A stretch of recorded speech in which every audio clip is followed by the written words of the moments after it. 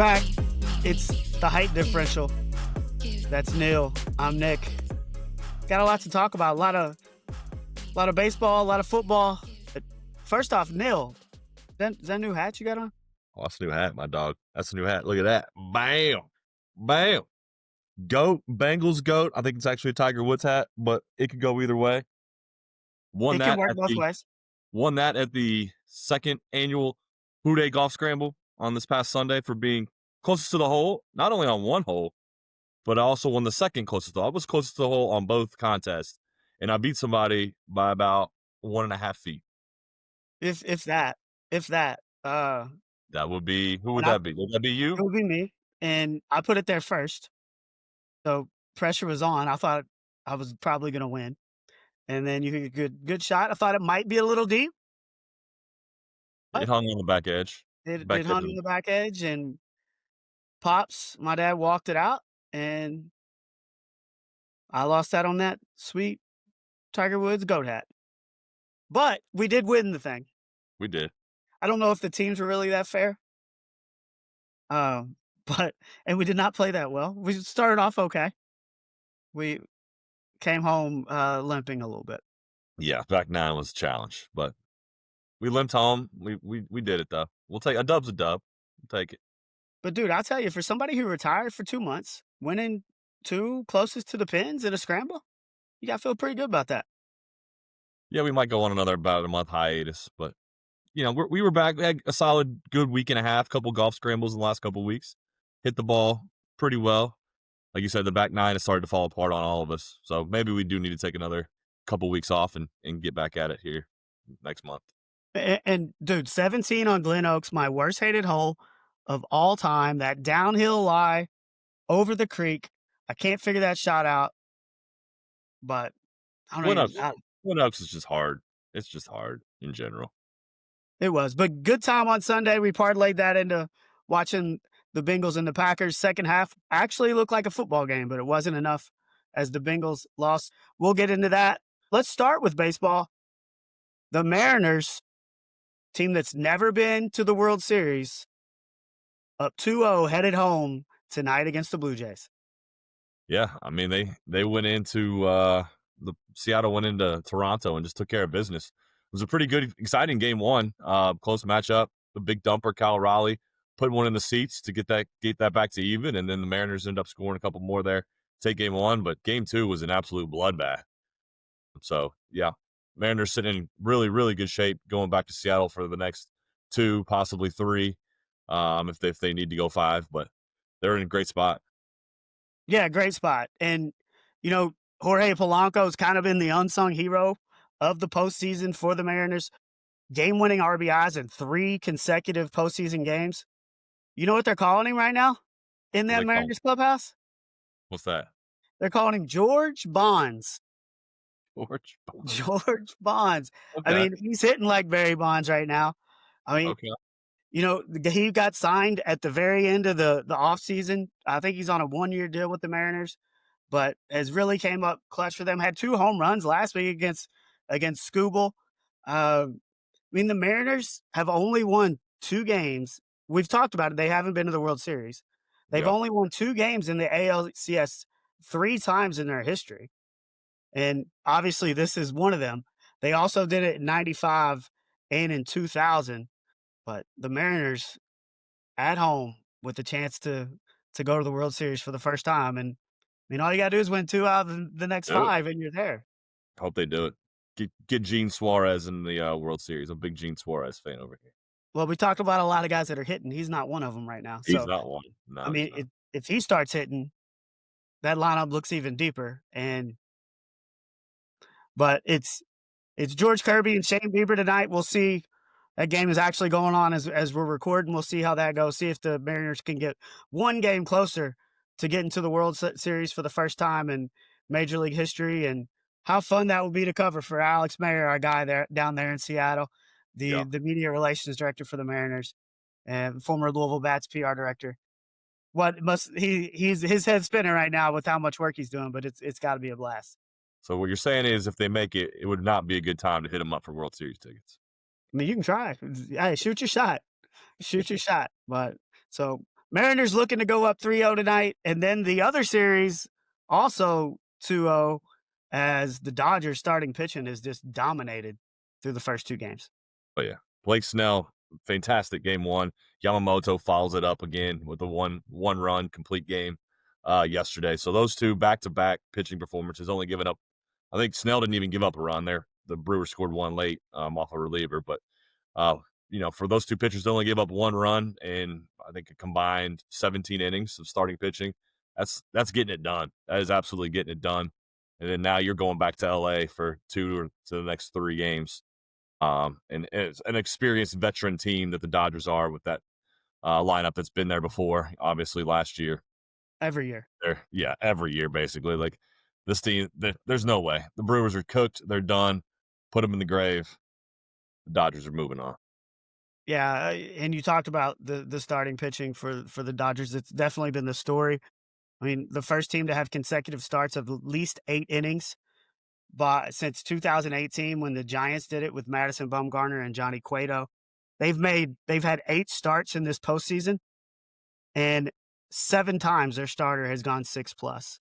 First time a team's done that since the 2013 Tigers. We've talked about this in previous pods. All these teams not going with starters, pitching your closer in a deciding game 5 or Yeah, starting your closer in a yeah. deciding game 5. To see a team like the Dodgers now look, I know they got a $450 million payroll, and guys can get hurt, and they've got guys backing them up, but to see starters actually going out there and throwing 110 pitches and going 8 and 9 innings, as an old school baseball guy, I still hate the Dodgers, but it's good to The see. way it should be. That's the way the game should be played. Yep, you get your starting pitching, let them go out there. I mean, the Brewers are guilty of what you just mentioned. Like a lot of their games, like they've been throwing the closer in the first inning, the setup guy in the second inning, and just kind of piecing it together. Peralta, I think, went last night and he got roughed up a little bit. And he's been their best Yeah, he starter, but wasn't bad, but it just he wasn't good was enough no, he against wasn't good enough. But Yamamoto. no, but I mean, the Dodgers are a prime example of what you were talking about on piecing the bullpen games together, and it works sometimes, and other times it doesn't. So But one team has the luxury of having a $450 million payroll, they do. and that's why the Dodgers are able to do this. And, their bullpen has been ravaged by injuries. Their bullpen's not that strong, so they have to rely on starters, and their starters have stepped up. And if their starters were struggling, I think the Dodgers would probably be struggling. So, I mean, they've had to have their starters step up, and now in games 3 and 4, you get Tyler Glasnow and Shohei. So, Good luck. it's not getting any easier. Good luck. And so yesterday, this guy had a home run for the Dodgers to become the Dodgers postseason all-time home run leader. If you had to guess who that was, who would you say? I'm gonna say it was probably our guy that did he move out of the hotel? It's my guy, who was that? It was It's not Teoscar. Nazi Oscar? He hadn't been there long enough. Let's see, who hit a home run yesterday? Max Muncy. Yes. And I mean, look, he's been there for a while, but in no world would I expect him to be the all-time leading home run hitter in Dodgers postseason history with 14. Well, when you look at the lineup and the guys that have I mean, Otani's been there a year, Freeman's been there a year, Will Smith's been there a few years, but he's not gonna be that guy. I mean, Edman, Hernandez, I mean, these guys haven't been around as long as him. I mean, that's the name of the game. You're there longest. Yeah. It's not I when mean, you look I, at the lineup, it's not surprising. I mean, if you made me guess, I probably would have said Mookie, Yeah, but I mean, he's been there, what, 5, 6 years now? yeah. So I guess it's possible to get to 14, but Muncie's been there the longest, and he's had some good postseasons, and And they've played in a yeah, lot of games. They played in a yeah, lot of that home run, postseason games in the last couple of years. yep, that home run last night got him to 14 and makes him the all-time postseason home run leader for the Dodgers.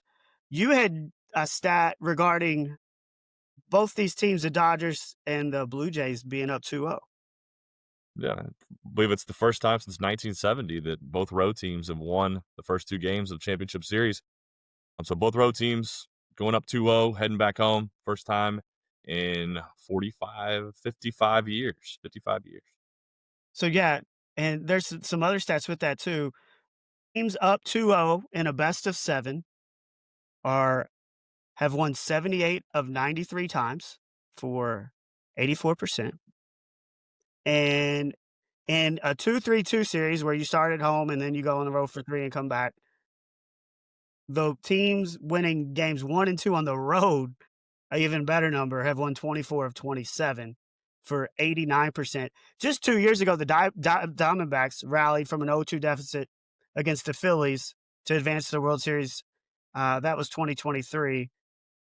The last time a team came back from 0-2 when they lost the first 2 at home, the 1996 Yankees did it against the Atlanta Braves as the Braves were looking to win back-to-back World Series and won the first 2 at Yankee Stadium, came home, and Jim Leyritz changed that whole series, and the Yankees won the next 4 games, and that's when the beginning of the Yankees dynasty kinda started. Yep. Yeah. Whoever wins that ALCS, I'll be pulling for them to beat the Dodgers because the Dodgers have won it. Yeah. I agree with you on that. So, you talked a little bit about Teoscar. Yeah. We gotta get into this a little bit. Yeah. So, the Dodgers are in Milwaukee. They're staying at the Pfister Hotel, which is famously known for being haunted. And I think they tried to stay there. Teoscar said the lights were kinda going on and off. He heard footsteps, and his wife also saw this stuff and heard the footsteps. And she refuses to stay there, so they got out, and they're not staying with the team. I don't blame them. And they're not the only ones. Apparently, Mookie Betts rents at a Airbnb, is what I read, so he doesn't stay there either. But I don't blame him. You start seeing this paranormal stuff, I'm getting out of there. That's not for me. Ghosts and flickering lights and spirits and like especially when I'm trying to focus on winning a National League championship, I'm getting the heck out of there as well. And if you're the Dodgers, why are you staying there? Like I mean, I guess maybe like that's where most teams stay, but why? You got players that don't want to stay there. You got players booking their own travel because it's so creepy. Just go stay at a nice Marriott. Well, there's a full list of players that refuse to stay there. So, yes, I agree. Like, I asked the same question. Why do we continue to stay there? Why do teams continue to stay there? Bryce Harper refuses to stay there after supposedly his clothes were moved from one side of the bed to the other while he was sleeping. So, yeah, this is a real thing. And you talk about, hey, I don't want to be distracted while I'm in the NLCS. But also, dude, if wifey's saying we gone, You gone. we gone, That's right? why I Like you, don't understand why the Dodgers are going to stay there when their own players are freaked out by it. Like I said, it's a distraction. This could become a distraction. Luckily, it wasn't. And Teoscar clearly didn't distract him when he hit a bomb last night. This is a potential distraction. Go stay at a different hotel to where your players can get some good night's sleep. They're not trying to worry about where their clothes are going, if the lights are going on and off, and if the faucet's running in the middle of the night. Get you just a little 9 hours, 10 hours of sleep uninterrupted, so you're fresh to go for the game the next day. well, I'll tell you one thing. If I'm sleeping and I wake up and I see something moving, I'm out. Get the hell out of there. I ain't playing. Like I've seen Paranormal Activity. I've seen the movies. It's nothing to mess around with. And like I've never seen ghosts. I don't want to. I don't want to start now. Nope. Nope. You know, we can drive 5 minutes to Waverly Hills and spend the Nope. night there. I got But you no know what? interest. I got zero interest in doing that. I might No go interest. look at it during the day. Nope. Not even doing that. I might look at it during the day, but you ain't finding me there at night. I guarantee that. I'm not stepping foot on that property. No chance. Day, night, doesn't matter. I'm out. And for people that don't know, Waverly Hills Sanatorium is a former TB hospital, and it's been on several TV shows for about how haunted it is. What, it's about 10 minutes away from the house. Yeah. We can go check it out anytime, but You can go down that body shoot if you want. I'm not no. I'm not playing with that. Like I'm not playing with any of those demons, any of those ghosts. I'm keeping everything just even kill. We ain't messing around with the spirits. Well, I'm not even playing Ouija boards. I'm not even That, going to that, fake haunted houses. I hate haunted houses. I'm not going to any haunted houses. Fake ones, real ones. It don't matter. I'm but out. I don't like to be scared. but if you do go to a haunted house because people want to go, or like say there's somebody like a hot chick that wants to go, your strategy is just to get in and out as quick as possible Just and don't running scream. through it. Like, dude, Running. I'm serious. My head's down. and I'm just going. Like, get me out of here. Close your eyes like this. Don't you agree? Like, Yeah, I don't enjoy being scared. And I know it's not real, but just get me out of there. yeah. Get I me got out. no interest. Zero interest whatsoever. Get me out. And that's what T. Oscar's wife said too. And he listened and as he should have. And evidently Mookie Betts shares the same sentiment as he was not staying there either. So the thing is, quit staying at the Pfister Hotel in Milwaukee. Yep, that's Like step Neil one. said, let's find us a Marriott, Yep, get those points, yep. Gotta get points. and let's Get you free let's get out of Wi-Fi, there. Envoy member, a lot of perks with the Marriott. To get into college football, I guess I'll give you the floor because the story of the week was your who Hoosiers. I mean, what a win. Top gotta be the biggest win in program history. I mean, it's just unbelievable job. Mendoza, Signetti, Surratt, all of them. IU's first top 5 road win in program history. Now they're 1 in 46 in that category. Fewest points at home for Oregon since 2022. I mean, it was just an absolute and IU led most of that game. It wasn't like they had to come some miraculous comeback or something like that. Mendoza threw that pick six to tie the game 2020 in the fourth. And what did he do? Calm, cool, and collected. Came right back. 12 plays, 75 yards. I mean, you texted me on that back shoulder throw to Surratt. It's just a pro throw. And then, the defense steps up, gets an interception after that, kick field goal, and it's lights out. So unbelievable job by the Hoosiers. If there was any doubts on, the Illinois game was something, but everybody kind of like, oh, it's just Illinois. But when you go into Eugene, Oregon against the Oregon Ducks, who are one of the college football's, top choices to win the national title, and you beat them on their home turf, questions are answered. The Hoosiers are for real. Absolutely not a fluke. Like they dominated this game. And you talked about that throw to Surratt in the end zone. I mean, dude, it just looked like Burrow to Chase. Mhm. And it's just the quarterback knowing where his guy's going, the Surratt knowing exactly when he needs to turn, and you can't defend it as a corner. And it was just absolutely beautiful. But yeah, you talked about him throwing that pick six, and he was under duress a little bit, but you can't float that one up there. It was a floater. But they recovered. Hmm. And, for all the talk that we talk about the offense, Mendoza had 215 yards and Surratt had 8 for 121 and a tutty. They had 6 sacks. And Dante Moore did not get comfortable the entire game, threw those 2 picks. I mean, dude, they're got to be in the conversation as one of the best teams in the country. Oh, there's no doubt they are. And then the road for them. I mean, you look at what happened around the Big Ten. It gets a lot easier. They don't play the Michigans and the Ohio States the rest of the way. The only time they'll face one of those two teams is if they make it to the Big Ten championship game. And then you look at Penn State. Now they've lost 3 in a row. That Aller's out for the season. That was their toughest game remaining on the schedule was at Penn State. It still probably will be a tough game. Penn State's talented, but it's not anything like we were expecting it to be. And outside of that, you've got just middle of the road teams left on the schedule. Your home games are against Michigan State and UCLA and Purdue, and you're on the road at Maryland. So, and on the road at Penn State, like I mentioned. So the road to the Big Ten championship is wide open for IU. I mean, just put the pedal to the floor and drive it on up to Indy. Because I mean, they're in the driver's seat. Yeah. And it's not just their offense. Like they're a balanced team. They're good in every facet. And I don't know, just it's like to fathom the job that Signetti has done up there. Like it's almost like nobody ever expected Indiana to be in the top 25, to be in the conversation regarding the playoff. His first year they get to the playoff, everybody's like, all right, this is kind of fluky a little bit. Yeah.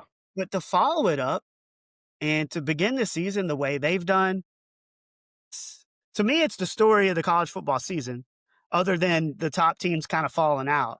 Yeah. It's that and IU. And I mean, that's what this season's been all about. And the one number you left out, they were 1 for 72 all time against top 5 teams. All time, 1 for 72 going into Saturday. And now they are 2 and 72 against top 5 teams, and they're a top 5 team themselves. Oh, there's no doubt. No doubt. And, I you can talk about it Indiana potentially being the number 1 team. I think Ohio State also deserves to be in that conversation. Yeah. We talked about Indiana just putting it on Illinois, or Ohio State that didn't put up the numbers that Indiana did offensively, but they turned them over 3 times, turned that into 21 points, and Indiana's defense is just, it's or not Indiana, Ohio State's defense is incredible, and I think they're the number 1 scoring defense in the country. Their opponents are averaging 5 points a game, and Illinois had 2 touchdowns in the second half. I think the final was 34-16. That doubled the number of touchdowns that Ohio State have given up all year. Yeah. No, Ohio State's the real deal. Like you said, the defense is the story for the Buckeyes. At this point, I mean, there's nobody that's going to stop them. They're definitely rolling to the Big Ten title game. They'll be in that college football playoff. Once if they do make it, IU Ohio State in IU's backyard up in Indianapolis, that's going to be fun. I mean, it'll be real fun. And it's all about Ohio State's. We've talked all about their defense, but I feel like Sand's getting better, every game, and the weapons they've got on offense. So their offense is nothing to sneeze at either. But I mean, I guess the one benefit of them not playing in the regular season is if they do get to that point, you'll see it for the first time. Hopefully, they can just beat Michigan this year. They've struggled with that last couple of years, but they can get past Michigan. They'll be there. So one person that's not going to be there this week is James Franklin, fired after 3 straight losses to Oregon, UCLA, and Northwestern. The Oregon game was a great game, overtime loss. Everybody's talked about your struggles against top 5 teams, and you've got a chance there. You don't pull it out again, and then your team just completely falls apart the last 2 weeks. The loss to UCLA was, even though we talked about how, going out west is always kind of tough, you can't lose to a team that's as bad as UCLA is. And you follow that up with a loss to Northwestern. Was you surprised of the news that James Franklin is out at Penn State? A little bit. I mean, not surprised that I mean, I expected it to come at some point, but to do it right now, a little surprising. I thought maybe they'd give them until the end of the year to try to figure it out, get this thing back on track. Like I said, they still have opportunities against like an ranked Indiana team coming up. And I believe they might play Michigan. I think so. I mean, they have opportunities to turn it around. I thought maybe they would give that to Franklin, especially after the season they had last year, taking them to the college football playoff. I mean, as you said, his track record of beating, the top 5, top 10 teams is not very good. But he did make the college football playoff last year. I expected him probably to finish the year. But Penn State wasn't willing to give him that opportunity. So they paid him, what are we talking, 50 large to sit on the couch for the rest of the season? Yeah, the numbers are just, I'm telling you, if you ever get offered a head coaching job, whether you think you can do it or not, you take it. I might just suck on purpose. You pay me $50 million to go sit on my couch. I'll be good with that. I don't I don't know if there's anything better than being a fired coach. not in 2025. I think I think you're talking about something like $200,000 a month, something like that. And how long does that last? These numbers are just crazy, and to go away for a coach that, I mean, he's had success at Penn State. It's not been the success that they probably wanted him to have. They get to the playoff last year, bunch of high hopes this year, and you lose 3 straight. I mean, a month ago, nobody would predicted James Franklin to be gone. And now he is, and you wonder, do they get a little better now that Drew Allar is hurt? Because he's kinda struggled there. He's People have talked how poorly he's played a little bit, and I don't know, just a mess there. Big mess, but Is your boy Signetti, I'm sure his name's gonna come up for that opening. his name will be on every college coach's opening. I mean, we're talking Penn State. He's probably going to be on any other big college. Florida comes open, he's going to be on that list. But looks like that one is gonna come open too. Yeah, I think it's on the verge. I mean, any big college football opening, he's going to be on that list. There's no doubt. So, and we've talked about this off air a little bit, but at Indiana, like, you can get to the national championship game. It's not like the old days where, if you're at a smaller conference, you couldn't get there. Indiana's in the Big Ten. They can get there where he is now, but is just the pull to go to such a prestigious program too much to pass up for him, you think? I mean, you think about the the 2 schools and what they value, and Penn State values football. I mean, nobody at Penn State cares about basketball. It's a football school. All of their resources are going into football. They're playing in a what, a 90 something thousand seat stadium, and I think they're renovating it, or they have plans to renovate it, to make it even nicer, and, at IU, do they value football? Sure. I mean, everybody values football, but IU is a true blue blood basketball school. Basketball will always be the king there. That's where the focus is of the fan base. That's where the money's going to go. Like, they care about being good at basketball more than football. And then that's the same at places like Kentucky and places like North Carolina and places like Duke and Louisville. Like, basketball is going to be king. Do we care about football? Yes, we want our football teams to be successful, but basketball is always going to be king. So I think the money will speak for itself. I mean, I don't. You might be able to pay him what Penn State will pay him. Who knows? But I just think the lure of going to a true football school and being the top dog at that school probably might be a little too much. I agree.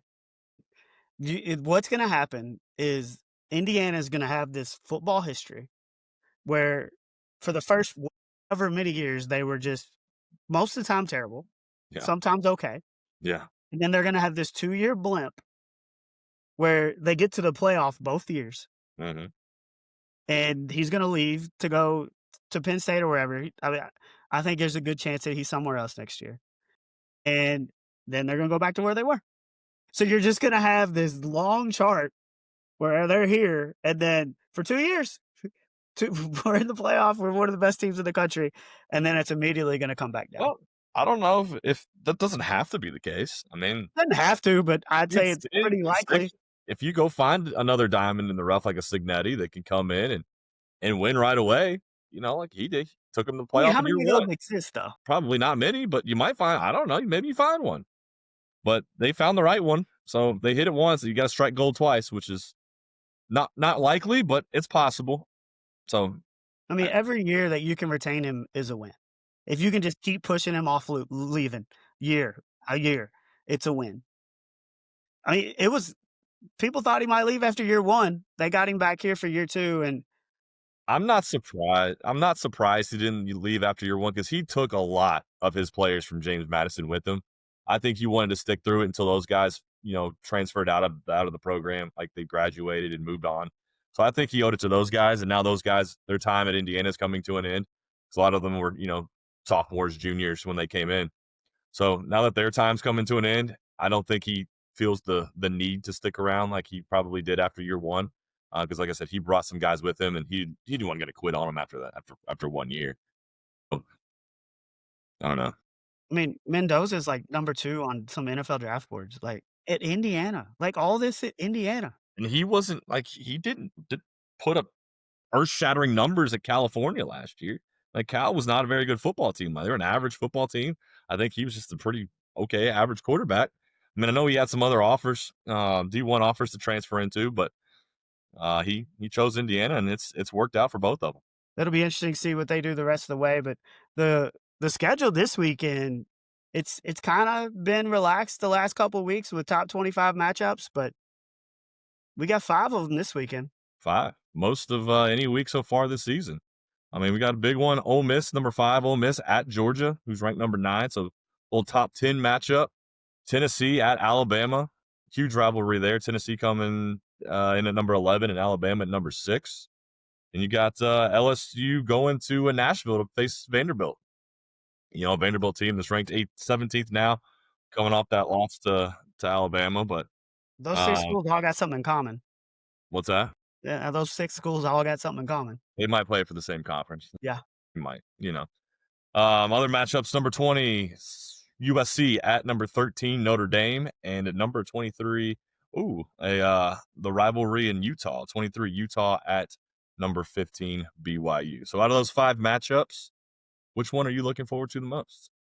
Well, you gotta stick in the top 10, right? And Lane Kiffin already putting out some banter there. I don't know, have you seen this? What did he call? Wait, he said that Kirby Smart, did he call him fat almost? He Like he's not didn't losing a call him lot of weight fat. on the side? He didn't call him fat. In a roundabout way, maybe? But he was asked in his press conference if himself or Kirby Smart burned more calories with their antics on the sideline. The guy who asked it was like, "Yeah, little just a random question, a little out there." And he just kinda sat there quiet for a little bit, and then he closes by saying, "I walked by the TV and saw his press conference today talking about Kirby Smart. Doesn't look like he's burned too many calories." In a roundabout way, he's calling him a little hefty. Yeah, which is I mean, I know there's no love lost between those 2 programs, but kind of a wild thing to say about the head coach that you're gonna shake his hand whether you win or lose at the end of the I game. mean, I'm guessing they're friends. You don't say that about somebody that you're not No, tight with. Yeah. but still, like, a little cheap shot there. Yeah, I mean, and both of them, like, neither one of them been playing great football in the last week. Georgia last week came back from 10-0 down to Auburn, and Auburn, had that goal line fumble as they were diving across. I still think maybe it was a touchdown. Refs called it a fumble. Georgia recovers, and they go on to come back from 10-0, which should have been down 17-0, come back to win from down 10-0. And speaking of antics, did you see Kirby Smart's antics in that game? Talk to me about this clap hands thing or whatever. I mean, there's video of it. Like, speaks for itself. Basically, Georgia, Kirby Smart wanted to call a timeout. Referee blows the whistle. I mean, clearly gives it the old timeout signal. Referee blows the whistle, stops the clock. Then Kirby Smart was like, no, no, no. I was clapping my hands. So basically, he got a free timeout out of it by lying because the referees bought his story, did not award Georgia the timeout, but the play had already stopped. Players are huddling up, talking to the coaches and stuff. It was basically a free timeout for Georgia. By saying he was clapping his hands when video clearly shows Kirby giving it the old timeout signal. Good strategy? Something we're Great gonna see strategy. again? Great strategy. But how do you, if you're in the league office, how do you let this happen? How do the officials let this happen? I don't you've seen, coaches that are kind of intimidating when they've been there for a while, and some referees can fall for that a little bit. They get in their head. But no, you cannot let them get away with this, and it's kinda crazy we haven't seen it before, and if we have, I don't remember seeing it, Mm-mm. but you wonder if it's something somebody else is gonna try because, heck, you'd be a lot better off with 4 timeouts than 3. No, I mean 100%. I'm actually surprised that somebody hasn't tried to do it before. But this kind of stuff with Kirby, it's not uncommon. Like you watch him on the sideline, he does try to pull some things. So I don't know. It's just wild that something like that could happen. I'm sure the officials in that game have probably been reprimanded. I haven't heard, but I mean, this is clear video of him calling the timeout and then them rescinding it. I don't know. And, like, we have review for everything. You can't go review that? Go look Mm, at the review. Go look at it. He calls timeout. yeah, yeah, It's pretty obvious. very very obvious. But We'll get into this at the end of the pod, but there's hockey officials in Russia that are getting banned for life for making way harder, like screwing up a way harder call. yeah, yeah, I mean, that's not a hard call. You go to the replay, you can see a call timeout. It's pretty clear. can't explain it. I don't know, but I don't know. But that's a big game. Ole Miss at Georgia, and Ole Miss had a close one over the weekend with a pretty bad Washington State team at home. They squeaked out a 24-21 win. As mentioned, Georgia had to come back and beat Auburn. So two teams coming in, not playing their best football, but a chance to get right and get a resume win. Yeah, and everybody had put Alabama to bed there at the beginning of the season, and they didn't dominate at Missouri, but Missouri's a pretty good team. They found a way to sneak that one out. I talked about Mendoza being ranked as high as 2 on some draft boards. Ty Simpson was 1 on that draft board. And anytime Alabama's got the first quarterback that's going to be drafted, I think they're a team that you got to be thinking about when it comes to the playoffs. No, yeah, Alabama's back. I mean, there's no doubt about it. They're rolling. I know you said they struggled a little bit against Missouri. Missouri's a good team. But they're coming off the win at Georgia, another chance for a resume win at home against a Tennessee Volunteers team, one of their big rivals, highly ranked number 11. I think I said the Vols were. So, Bama wins this. They're in the driver's seat to get to that SEC title game, and then their resume speaks for itself with the wins that they've racked up so far. They'll be in that college football playoff. Yeah, so big week of college football this weekend. Looking forward to that. The game of the week was the Chiefs and the Lions. The Chiefs went 30-17, and I bet you don't know how many penalties the Chiefs committed in that one. Let's see. 1, 2, 3. No, no, zero. Zero. Zero. Zero. Zero penalties. After the week before having 13 at Jacksonville. 13 penalties the week before. The NFL was like, hold on here. Hold on. You got to get the officials. They had called Gene Steratore, have a talk with all the NFL officials and say, we can't call this many penalties on the Chiefs. Can't be having it. We need the Chiefs in the Super Bowl once again. We can't be having 13 penalties. So what happens? They go the extreme opposite, and they're like, nope, you played a perfect game. Never seen it before. No Perfect flag. game. No flags. Zero. I mean, if the Not even Bengals close. could go 5 minutes without a penalty, I would be ecstatic. I don't know if you've seen like the goofy little video on the internet where dude's playing golf and he's dressed up as Patrick Mahomes and he's talking like Kermit the Frog, but That's he it. hits the ball and it goes in the bunker. He's getting ready to hit it out of the bunker, and the whistle blows from the other side. You can't see what's happening. All of a sudden, the referee comes into the bunker and says illegal spot, and he puts the ball on the green, he puts it, and makes his birdie. I mean, it's like you don't want to get into and believe that there's a conspiracy. The Chiefs, the NFL and the Chiefs, NFL and the Chiefs, NFL and the Chiefs. But when you go from 1 week of having 13 penalties to the next week of having zero, you're going to tell me that there was not a single hold that the Chiefs had. None of the offensive linemen grabbed any jersey. Nobody moved a little bit early. Nobody was lined up a little bit offsides. There was no pass interferences in a game. What? No illegal contacts. No defensive holdings. Yes. Nothing.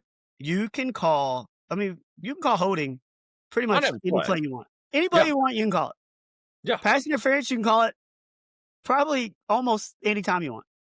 And that's not saying they should, but these it's a tough job to be an official. You all right over there? It's a tough job to be an official. But them to get no holding or no pass interference for 60 minutes is just asinine. And on top of that, the Lions score on that trick play.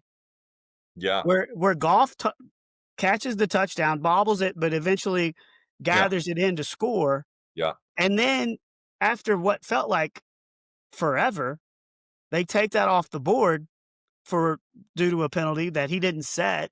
Illegal motion. Yeah. So not only do they have zero penalties, but you take off a touchdown because of a penalty that we're not even 100% sure if it was a penalty. And Campbell is saying that the ruling came from New York, while the officials are saying that it came from the crew itself. So somebody's lying about this. Well, Terry McAulay was the rules official on the broadcast, and he was all over it from the beginning. I mean, he even said like this should not count. That Goff was under center to start. He was under center, and then went in motion and never came to a stop, which I guess is a rule. So, if we're in the business of believing Terry McAulay, who's been an official for however many years he was an official, then it was the right call. But as you mentioned, on the field, I don't think they knew about it. I think you're right. I think it did come from New York. And but the crew said it didn't. If we're having penalties being called from New York, then this game's getting a little sideways. Yeah, the lead on-field official in that game was Craig Rosted, and he said after the game that the crew on the field made the call. And that wasn't the way that we perceived it watching the game. That's not the way that Dan Campbell thought it came across. He did say that if Goff was in shotgun formation, then it wouldn't have been a penalty, but because he was under center, that's why it was called. Correct. So in the end, it probably was the right call. But when you flip that around and then the other team's getting zero penalties, it makes it stand out even more. Yeah. So everybody's putting the Chiefs as dead. Are the Chiefs back? Yeah, I had them as dead, but they might be back. They might be back. I mean, that's a good, very, very good Lions team that they beat. And then you look around the league, like the Buffalo Bills, who we were all, crowning as champions just 2 weeks ago, are on now a 2-game losing streak. Losing so are the Eagles. And so are the Eagles. And then like the Bills losing at home to to New England, and then now going on the road to a mediocre Falcons team who maybe is a little bit better than we gave him credit for. But losing on the road at the Falcons, Commanders losing, another team that we thought would be at the top of the league, losing at home to the Chicago Bears and other mediocre teams. And like you said, the Eagles losing 2 in a row. It's just the teams that we thought were good are not as good as we thought they were, and the teams that we were about to give up on are now resurgence and coming back. Is it Maybe just that maybe everybody is mediocre? I think that's probably more of an accurate statement. Yeah, I yeah, mean, we kind of were ignoring signs of the Bills and the Eagles because they were still undefeated. The Eagles' offense was really struggling. yeah, AJ Brown was complaining, and they're still undefeated, but now after all that happens, they lose 2 in a row. yeah. The Bills squeaked out wins over the Dolphins and the Saints, and we kinda just pushed it aside, right? Right. Because 'Cause they're the Bills, and then they go to lose 2 in a row, Yeah, and we're kinda putting them on a pedestal before their 2 losses, saying, "You know what? They're still the best team. They've struggled recently, but they still figured out ways to win." But now those holes are turning into losses, and who is good? Who's good? Colts are sitting there at 5-1. Baker Mayfield and the Bucks are sitting there. I think are they Those are 5? the only 2 5-1 teams. Yeah. I mean, I think that the Buccaneers are good. I think Baker Mayfield's the real deal. We mentioned him being one of the top MVP candidates. I think they're good. Colts, I think are good, but not great. They're above average. Let's put them there. I think I they're mean, good they enough. just put it on the Raiders. I mean, it's also the Raiders. It's like I know it is, but still, to be a great team in the NFL, you've got to blow out teams that aren't good, yeah, right? And you don't true. see that, and you see blowouts in college all the time, but you Yeah, don't see that in the NFL. But that's what you should do as a really good NFL team. If you're playing a team that's inferior, you should blow them out, and the Colts did that, and they deserve credit for that. they do. They do. I mean, and they have a decent win against it's kind of a fluky win, but a decent win over the Broncos. It's Um, and fluky. then Oh, it's and then fluky. a game out in LA that they should have won that they gave away against the Rams, a pretty good Rams team. So I don't know. I think you're right. It's a lot of average teams to slightly above average teams.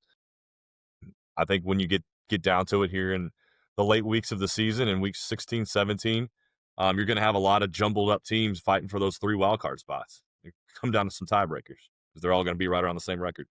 I mean, other than, you know, the Jets obviously are terrible, Yeah. but there's still a lot of open spots, and it's gonna be I mean, there's teams that are 2 and 4 that could end up in the playoffs, but one thing I wanted to talk like, you talked about the Bucks being 5 and 1, and everybody's talked about Baker Mayfield, and, you know, he's the fun thing to talk about when it comes to the Bucks, and they've got so many receivers that are hurt, they continue to win, but dude, nobody ever talks about Todd Bowles, and, I mean, I know he's not the flashiest coach out there, like, he doesn't get a lot of the headlines, but I think that dude deserves some credit for what he's doing in Tampa Bay, and, every team has injuries, and a lot of teams blame their struggles on injuries, but look how many injuries they've had with their wideouts, and, I mean, yeah, this is a credit to Baker too, but they just continue rolling on offense, and they continue finding ways to win games late.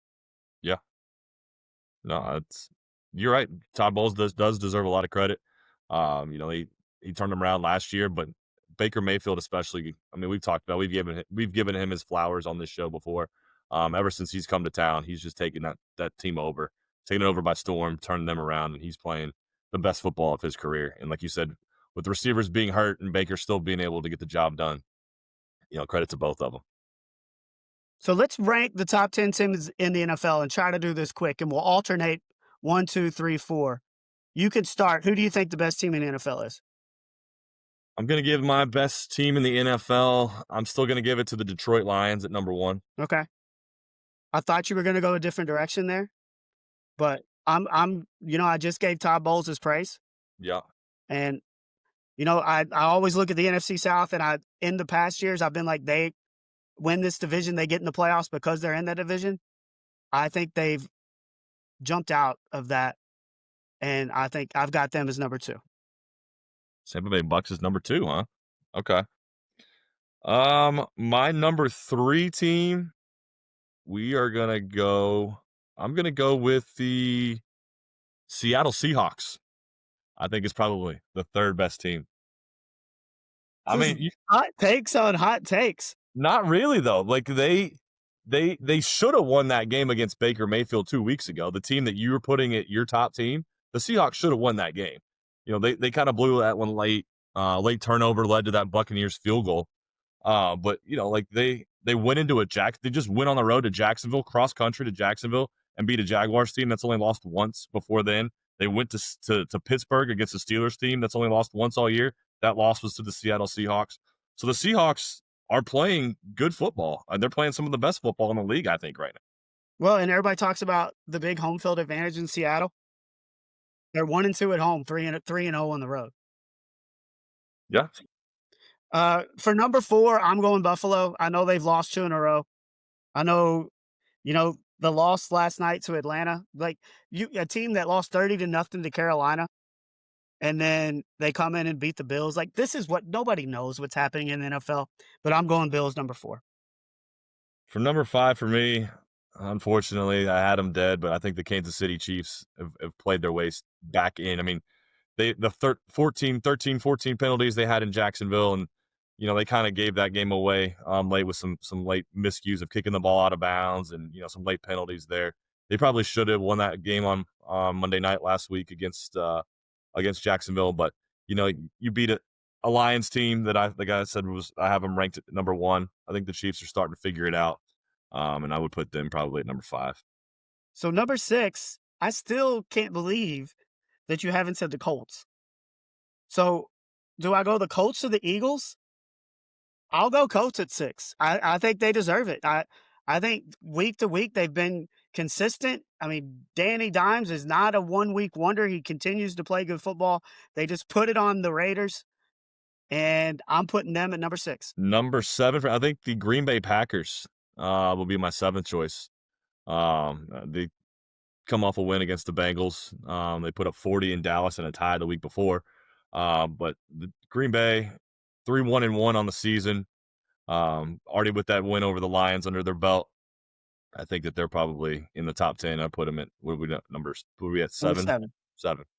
So I guess I got to go the Eagles. I know they've struggled, but I mean we're to 8, and 2 weeks ago we had that, but them and the Bills is 1-2. So I'll go the Eagles at 8. Who's your last pick for the Yep. top 10? My number 9 and last pick of this top 10 is a division leader, a team that when we ranked before the season started, when we said, give me 2 teams that did not make the playoffs last year that you could make the playoffs this year, and I kind of went off the rails a little bit. The New England Patriots sitting there at 4-2 in first place in the AFC East. Coming off, I think they've won probably maybe they won in a row. They've won 3 in a row. 3 in a They row. already have that win in Buffalo. You know, their offense is absolutely rolling. Drake May's got that thing figured out. Mike Vrabel's coming in, turned them around completely. So at 4-2, sitting in first place in the AFC East, the New England Patriots are my 9th choice. So we get to 10, and we still haven't said the Steelers, who are 4-1, the Jaguars, who are 4-2, the Chargers, who are 4-2, the Broncos, who are 4-2, the 49ers, who are 4-2, and the Rams, who are 4-2. So of those teams, who do I think deserves to be in the 10th spot? I'm going the Rams. I wouldn't have gone there. That's a saucy choice. I'm going the Rams. That's a saucy choice. Give me a reasoning. I mean, McVay and Stafford. And, their defense is always good in the playoffs. They've got a good young defense, and they've proven that they can do it in the postseason. So I think the Chargers and the Broncos are almost too even, Yeah. to kind of separate one or the other. So, yeah, I'm not saying it was an easy call, but I'll go to the Rams. Chargers have that bad loss at New York against the Giants, and I think they've just lost again recently. They might have lost this past week, right? 2-point win over the Dolphins. Yeah, they won this week. Yeah, squeaking a close one over the trash Dolphins. You know, I'm not sold on the Chargers. I'm not sold on the Steelers. Steelers haven't really played anybody yet, but and they're in what somehow turned out to be the easiest division in football because the other 3 teams in the AFC North have absolutely stink. I mean, but I mean, some of these other teams like the Jaguars, they were there until they got manhandled by the Seahawks at home this past week.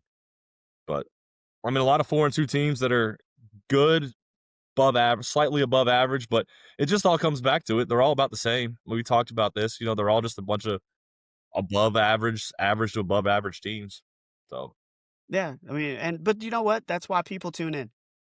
It's not like the NBA and, you know, Major League Baseball where the Dodgers are there every year, and, you know, that's what people love about it. It's unpredictable, and week to week, you just never know. But before we get into kind of previewing next weekend, one coach was fired as Brian Callahan is out in Tennessee, 4-19 in his 23 games. Your thoughts on him being fired, what, 6 games into the yeah, season this year? it's no surprise. I mean, we all knew this was coming, especially after this last game. Some of his comments he made in his post game conference saying, we got to be better, and that includes Cam Ward, and he's kind of dogging on Cam Ward a little bit. And when you're that's your number one pick from this past draft, ownership's not going to take too kindly of that. Fans aren't either. Like the blame stops with you, and it just was not working. And I like Brian Callahan. He was great as an offensive coordinator in Cincinnati for us. I have nothing but good things to say from when his time was in Cincinnati. But him as a head coach in Tennessee was just a disaster. So I think he probably goes back to being a coordinator somewhere next year. The Titans move on and try to find a coach. They shouldn't have fired Vrabel in the first place, to be honest with you. I don't know what they were doing there. That's probably the biggest mistake they've made was firing Mike Vrabel after he had just taken you to a number one seed in the AFC 3 years ago. But I don't know. It's just a tough place to win down there right now. It is, and there's been a lot of volatility in their front office with their general managers, with their head coaches. I'm not gonna go into all the changes, but there's been a lot of changes there. And I think the people in Nashville, they love Mike Vrabel as their coach, and, he had some success there, and you cut ties with him, and then you don't have a quarterback on top of it, and you're coming into a tough situation, and I just think Brian Callahan was up against it, and he's a young coach, but will he get another opportunity to be a head coach when you're 4-19 and you get fired a year and 6 games into your tenure?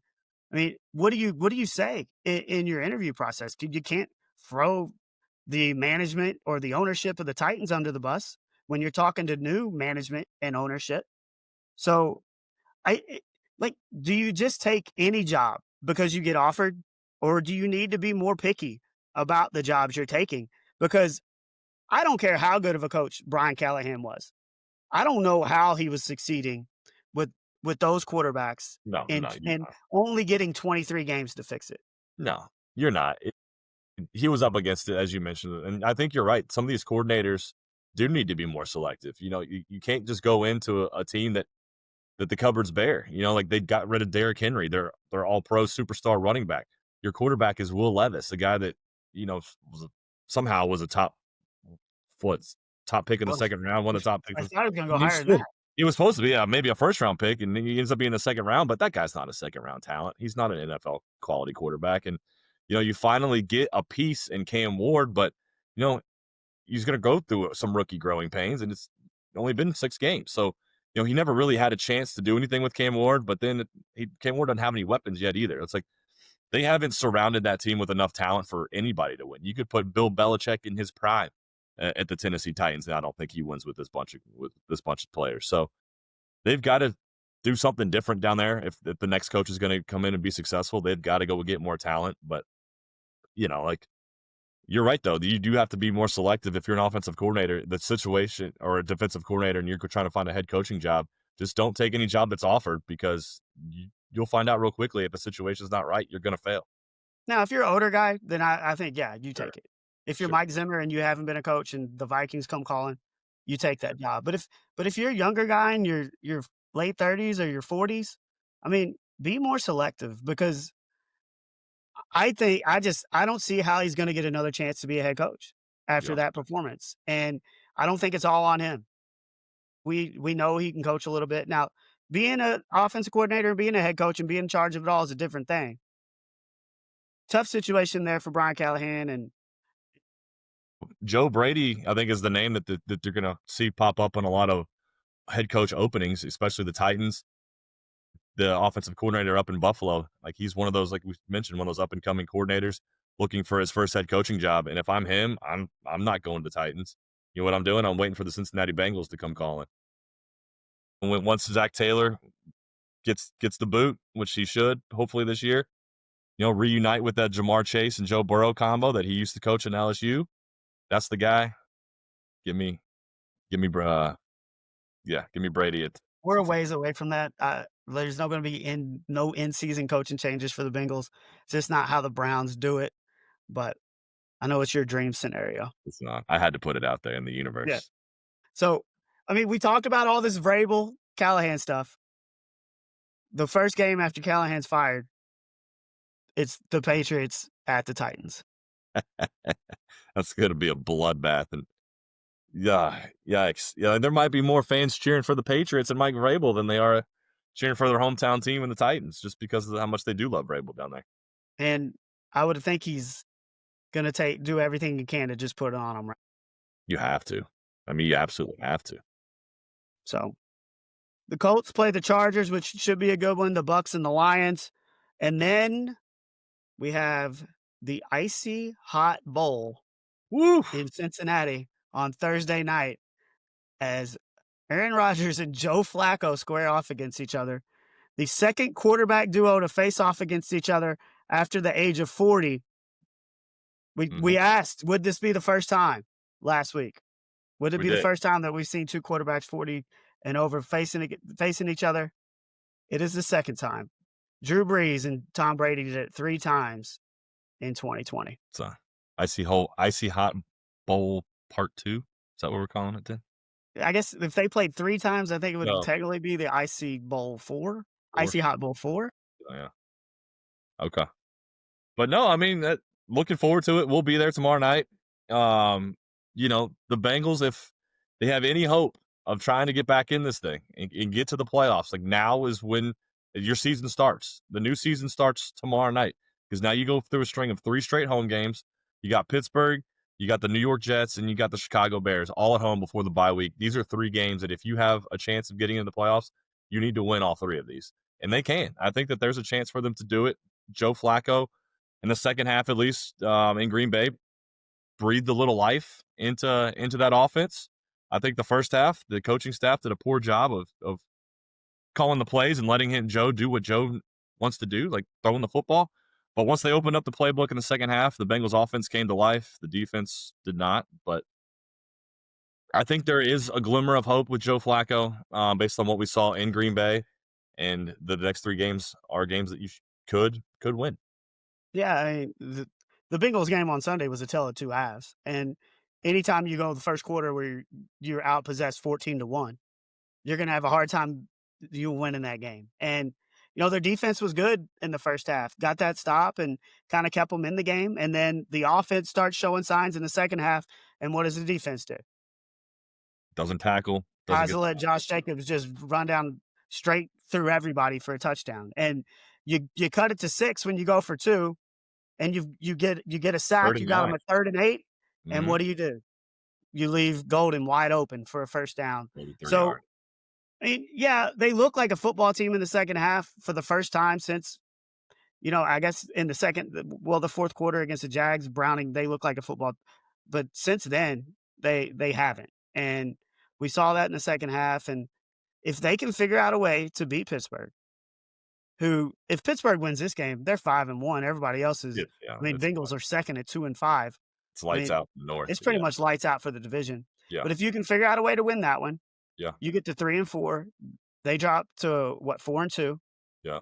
And then your schedule lightens up, and you can see what happens. But I don't know. Still a long road to go. But you did see some things from Joe Flacco that you think can help this team, and I know one thing: he was impressed with his weapons and Jamar Chase and T with the things he said. It's got to go both ways. I mean, Joe Flacco, as you mentioned last week, is coming from a situation in Cleveland with statistically was the worst receiving core in the league with all those drops. He comes and he's got Jamar Chase catching balls over defenders' shoulders and in double coverage, and Joe Flacco's squeezing these throws into tight windows, something that Jake Browning wasn't doing. So both ways, Jamar Chase and T. Higgins are finally getting opportunities to make plays because Joe Flacco's throwing the ball to him and throwing him in the right spots. And then vice versa, Joe Flacco's not having receivers drop the ball. So, Flacco's stats last week were actually pretty good. 29 of 45 for 219, 2 touchdowns. His QB or his rating was 90, which was higher than any Jake Browning rating we've seen. Jake Browning's highest rating was against Detroit. I think it was 76. So a lot higher rating from Joe Flacco in that one game than we've seen from Jake Browning. So ride that momentum going into tomorrow night. Hopefully the coaching staff has a better offensive game plan from the get-go. Look, you talk about game plan. The man had 3 days to get ready for that game. Like, I don't care who your coaches are. No, you're not gonna just walk in and look like you've been together for years. It's not all on the coaching staff. Yes, it was. Yes, it was. No, Joe Flacco's not a rookie. He even said it. He had 3 days. Not a rookie. He's not a rookie. The man has been around football. He knows the basics of football. Let him throw the ball. Basics of football, but anytime you're playing with a new team, it's going to be different. Why are we scared to let Joe Flacco, a Super Bowl MVP, one of the top 20 quarterbacks statistically in league history, get out there and sling the ball to 2 of the best wide receivers in the league? Stop it with this reverse stuff and screen passes and all this other nonsense. Get out of here. I don't care if he's been there for 3 days. You let the man throw the ball and make the plays because he's Joe Flacco. He can do it. He's Joe Flacco. And that's kind of the point. He is Joe Flacco. No, they were not great in the first half. But dude, it takes longer than 3 days to get, But I will say that we talked about the back shoulder throw from Mendoza to Surratt. The throw from Flacco to Chase. Which one? To cut the score to 8. 2 of them. The one he scored the touchdown on? Huh? He had the one where he scored the touchdown on, but he also had another one to Chase earlier in the game in that first down where he basically buzzed the helmet of the defender and Chase somehow hauled that one. I'm talking about the touchdown. And that was not the drawn-up play from Zach Taylor. Jamar Chase gave Flacco a different route because he saw that the way they were playing it, and they kind of just playground it, and that's when they scored the touchdown. I mean, that's what smart football players do. You've got the best wide receiver in the league and a Joe Flacco who probably knows the game better than any other quarterback in this league right now than Aaron Rodgers because he's been there for so long. He knows what he's doing. Let the 2 guys, let them call the plays. We don't need Zach Taylor. Get Zach Taylor out of here right now. Get him out. Let's let Joe Flacco and Jamar Chase be offensive coordinators and head coaches. Heck, they should probably call it defensive plays too because nobody on that side of the ball knows what they're doing. Let them run the team, and we'll see where we're at the end of the year. Well, and they asked Jamar Chase, how much do you understand the quarterback position? Do you think you could play it? And he's like, no, I understand everything that a quarterback, is trying to do out there. And I think that helps me be one of the best wide receivers in the league. But no, I don't want to be a quarterback. I don't want to throw the football. I want to catch the football. I think he's just fine where he is. Yeah. So Bengals hosted the Steelers. Always fun when the dirty Steelers come to the Natty, and it'll be fun to be there tomorrow night. You checked off your have you checked off your tailgating items off your list yet? I got mine tomorrow morning. Okay. Well, not tomorrow morning. I'll probably leave work at about 2:30 and then take care of all that. Cutting it close. We'll be cutting it close. We'll be good though. Okay. So that wraps up the NFL. A lot of good games this weekend, and we'll see if the Bengals can take care of the Steelers and get back in the AFC North. So the one thing I want to close with is, we talked about the officials and the Chiefs and the Lions game. Mm-hmm. And I had mentioned briefly about a hockey official in Russia in the KHL. So the puck slides under the goalie and it goes in the net, but video replay shows that it didn't actually go through the pipe. It actually went behind the pipe and went under the net and went into the goal. They allowed this goal to count, and when the game finished, the goal stood. That referee who made the wrong call was banned for life. Oh.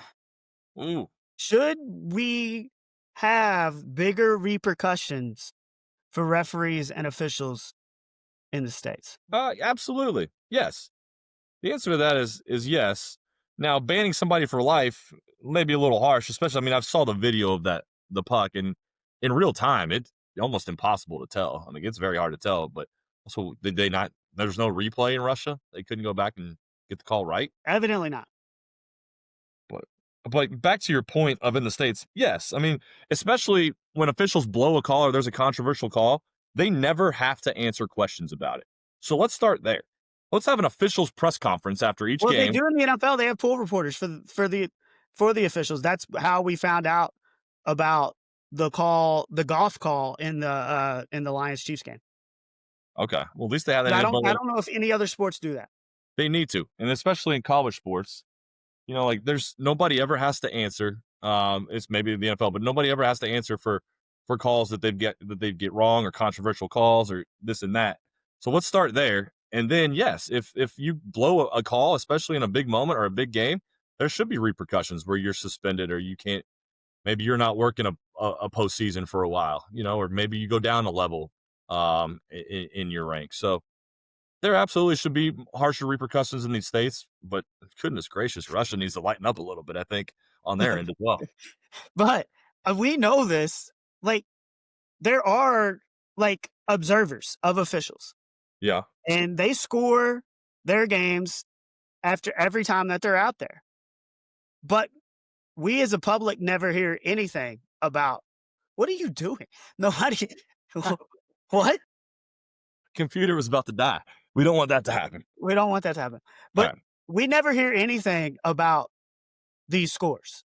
They never are made public. And maybe we should get that public. Maybe that should become public information. And, we've gotten to the replay system now where let's bring it back to Jim Joyce and Armando Galarraga Yeah. when he was throwing his no-hitter. And Jim Yep. Joyce screws that call up at first base, and Armando Galarraga doesn't get a no-hitter, and he's never going to get that back. And was because of his one bad call. I mean, it wasn't just a no. That was a perfect game on the line. Perfect there. game. Yeah. Yeah. So that perfect game goes away because Jim Joyce screws up that call at first. And our officials and referees are human beings. And I mean, you could see how that hit him emotionally. Like he knew that he screwed up. Yeah. But if you make a mistake like that, should you have to sit out 5 games, 10 games? Yeah. In the case of Jim Joyce, it's hard because for two things. Now, number one, that call in today's day and age would be overturned, and that would be an out based on replay, and Galarraga would be celebrating his perfect game. So a call like that, especially in Major League Baseball where all these things can be reviewed, probably doesn't happen again. But also, Jim Joyce's call didn't affect the outcome of the actual game. I mean, he did take away a piece of history, which really, really sucks. But the biggest repercussions to officials should come in calls that do have a direct impact on the outcome of the game. We're talking wins and losses, especially if you're in the postseason and your call knocks somebody out of a tournament or knocks somebody out of a playoff because you missed one. So Jim Joyce, yes, that should be repercussions, but maybe not as strong as some other scenarios. Well, I mean, I get what you're saying. And there's not going to be many situations where it's something that screws something up that isn't a win or a loss. But people aren't going to remember who won that game. You remember that he had a perfect game taken away from him because that was the history of it. And there's only been a select few in the history of baseball. So, but I think the main thing is you're right. Like the replay is a protection mechanism for referees and officials. And I know a lot of them didn't want it to be involved because they feel like it kind of takes their responsibility away. But in the end, if you do make a mistake, at least you're not going to live with it for the rest of your life, like Jim Joyce is with that call. And as fans, for the most part, we know that that calls are going to be right. Now, we still sometimes see replays and we're like, I have no idea how that play called or how that play got overturned. So, I mean, it still happens, but I don't know. Yeah, I mean, you're going to see the biggest scrutiny is going to come on the calls that can't be reviewed. So, like in football, like the pass interference, non-pass interference calls, and in basketball, like fouls, not foul. Like you're not going to they don't review that stuff. So it's all these judgment calls that aren't reviewable that are going to be the topics of conversation in situations like this. And then and when there is controversy in those kind of judgment calls, those officials need to answer them why they made those calls, what they saw, why they made them, and if they want to admit that they're wrong, then go ahead and admit that you're wrong. Like, you don't have to pretend like you're right just to save your ego. Like, if you're wrong, just say you're wrong. Well, the official who made the holding call on Logan Wilson on 3rd down in the Super Bowl, banned for life. The official I who agree made with that. who just allowed the Chiefs to come out and have another 4th down opportunity after they had been stopped on 4th down in the AFC Championship, banned for life. Banned for life. So Yeah. let's be Rucha on those, and for everything else, we'll be a little I'm more talking chill. prison time. They should be prison time for those two. Dude, I would not I'd vote yes for that. I guess, we talked a little bit about prison time last week, and we need to do a correction. Yeah. We did I won't You say got we. got. Did I get got? You got. Unfortunately, you got. Yeah. The How did I get got? the unbelievable story that we were all outraged about, of the Olive Garden waitress getting stiffed on her tip and launching a Randy Johnson fastball breadstick basket at the customer who did not tip, turned out to be a false story. So, all is good. But the lesson is still to be learned in that story is if you can't tip, don't go out to eat. Because stuff like this does happen. And so I'm sure there's multiple waitresses around the country that have wanted to fire a breadstick basket at a customer before for being stupid and not tipping, and probably haven't. But the lesson in this story is still there to be learned. If you can't tip, don't go out to eat, and tip your servers 20% or 15 at the least. Yeah. And also the lesson is if the mugshot, she's cute, Yeah. maybe do a little more research, make sure it's real. Check your sources. Yeah, Because don't get distracted. Don't get your eyes distracted by the pretty girl. You got to read the story and with the source. You got to check the And source too.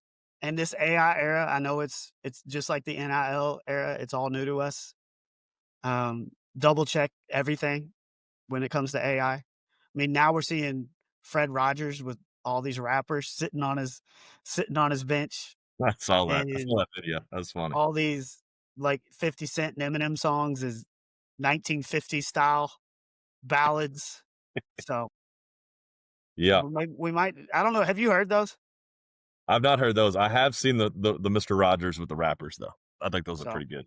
we Those might are have to fun. get into these ballads of these Without Me, Many Men. I'll check They're it out. turning them all into 1950 style songs, and AI's doing a pretty damn good job with it. I'll have to check it out. I mean, they honestly, they kind of bump. All right. Hey, we'll check one out on the way to Cincy tomorrow. We're wearing white. Don't forget. I've got it ready to roll. Got the chili. Chili will be in the crock pot. The grilled cheeses will be flowing on the grill. You just make sure you got that ice and beer. Oh, we'll have it. So excited to hit the road tomorrow to watch the Bengals hopefully get back in the AFC North hunt, and we'll definitely be back with you Wednesday. We've decided these Sunday shows. If we decide we're going to do it, we'll do it. But with the Bengals not playing on Sunday, there might be a pretty good opportunity. Yeah, we'll probably be back on Sunday. But for Neil, I'm Nick. That's enough for today. You've been listening to the Height Differential. We'll catch you either Sunday or Wednesday.